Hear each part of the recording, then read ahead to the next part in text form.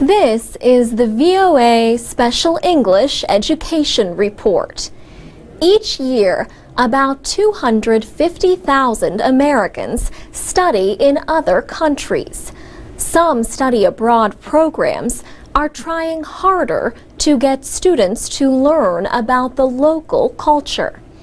One student, on his first morning in Beijing, was brought to a distant part of the city. He received money and instructions how to get back. It took some time, but he succeeded. Professor William Finley says challenges like this help students experience another culture. He heads the sociology department at the University of Georgia in the United States.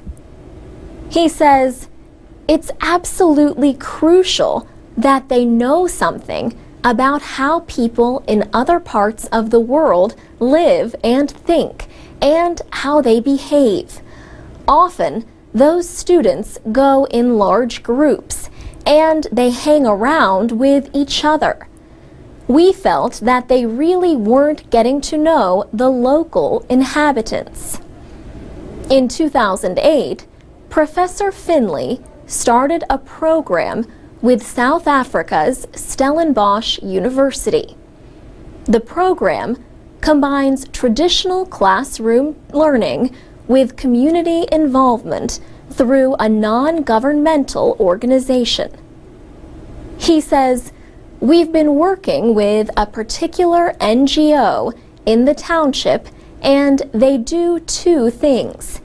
They run a number of these creches, which are basically daycare centers for children whose parents are working, and the library in the community where there are some computers. Our students typically work either with the little kids in the daycares, or they work in the library and teach very basic computer skills to mostly young adults." Hillary Kinsey is studying international affairs. She spent 3 weeks in the Stellenbosch program. She says, "It was interesting to learn the history of the area and the recent development with democracy and that sort of thing, and then talk to these people and see what the social dynamics were, what the ethnic divisions were, how certain groups felt about other groups."